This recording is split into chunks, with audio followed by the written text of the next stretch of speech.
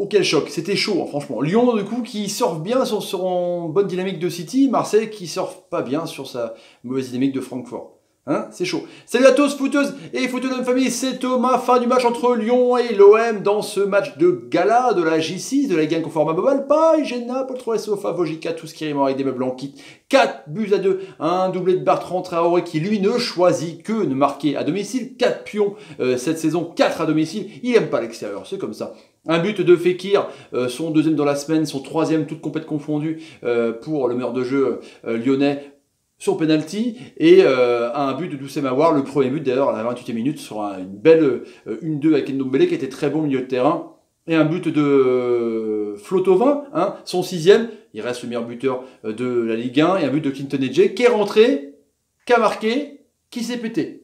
Donc ça c'est simple. Du coup les Marseillais, grâce à ce but d'Engie, mine de rien, qui reste 5e avec 10 points, et les Lyonnais 6e avec 10 points, mais donc meilleure différence de but évidemment, donc dans cette journée 6. Donc c'était vraiment un gros choc avec donc une composition globalement comme, hein, hormis peut-être Traoré et Dubois, comme City avec donc Bishop de Neyer, comme je l'appelle maintenant, Marcelo, Ferland Mendy avec Léo Dubois qui était très bon, très offensif, avec donc Traoré.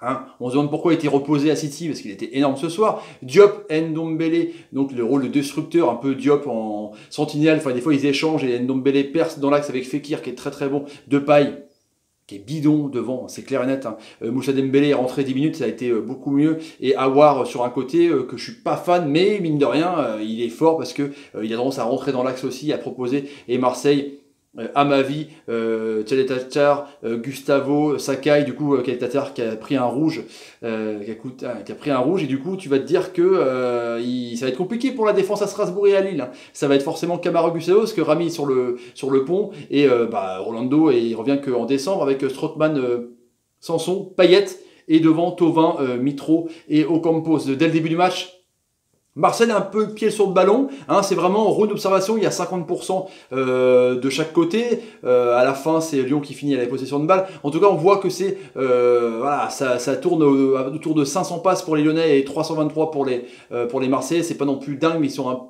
un peu restés, pas derrière, mais ils ont perdu énormément de ballons les Marseillais, et on voit que c'est Derek Traoré qui commence avec une balle de Ndombele, il arrive, il dribble à ma vie, il fait extérieur du pied, il n'y a personne. Ensuite après c'est Thauvin qui s'y met aussi sur le côté à dribblant tout le monde. La défense, mais Marcelo le reprend bien et c'est capté par Lopez. Après il y a cette belle action où Payet dribble dans la surface de réparation et marche en fer exprès sur la main de Lopez. En tout cas c'était assez intéressant. Et puis après Payet, pour ce qui va pas avec l'OM, il redescend trop bas. Il est des fois latéral, il est des fois vraiment sentinelle.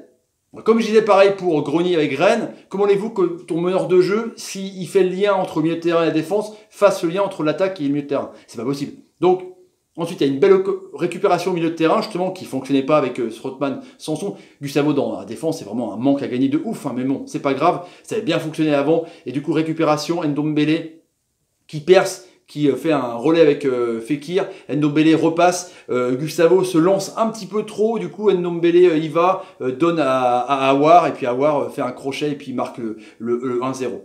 Super but, super action. Après il y a Depay qui est sur une superbe action de Fekir, encore une récupération au milieu de terrain, que de perte de ballon, qui lance Depay tout seul, il se fixe côté gauche, et Depay il loupe l'immanquable, il loupe le 2-0. Je dis Depay, que ce soit à City ou là à domicile, devant, c'est quand même pas top. Et puis, encore une part de balle, parce que c'est un peu la tendance, hein, franchement, parce qu'on dirait qu'il y a un manque de maîtrise du milieu de terrain, alors que c'était vraiment un combat. Mitroglou récupère, il lance Payet lance Thauvin, et sur son côté, il préfère, hein, il rentre dans l'axe tranquillement, il dribble un petit peu son vis-à-vis, et puis il ouvre son pied, et il trompe un peu partout. C'est super mérité. À la mi-temps, c'est vraiment kiff-kiff, quoi. Il y a des bonnes actions, Marseille joue plutôt en contre, mais ce que je comprends pas avec Marseille, comme pour ceux qui ont suivi le live, c'est que à un moment donné, tu vois une action où Ocampos, il est du côté de Thauvin.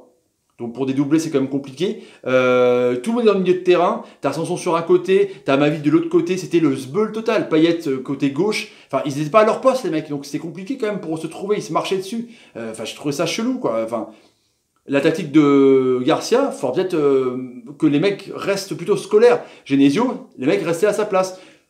Diop en destructeur, Ndombele en percuteur, pour Fekir et pour un joueur, quoi. Deuxième mi-temps, on voit que dans le bon match qu'on voit, hein, c'est animé. On voit que Lyon est quand même beaucoup plus dedans. Les Lyonnais sont vraiment mieux armés, plus en confiance. Parce que quand tu perds en Coupe d'Europe, quand tu gagnes en Coupe d'Europe, forcément, tu as vraiment la confiance. Et on voit justement que avec une belle action, encore une fois, Ndombele qui perce, qui donne à l'ami Traoré qui fixe son vis-à-vis, il fixe à Amavi, hop, il ouvre son pied, il tape, hop, petit filet, 2-1. Il croise bien son tir pour que Pelé se fasse contrer, 2-1. 9 minutes plus tard, c'est exactement pareil. Le mec, il marque à domicile. Traoré était en feu, hein. Il provoque un penalty, il provoque un carton rouge, il marque 2 buts. Ensuite, donc, il y a 1-2 avec Fekir, assez exceptionnel. Il décale l'ami Traoré. Et là, pareil, il trompe l'ami Pelé. 3-1.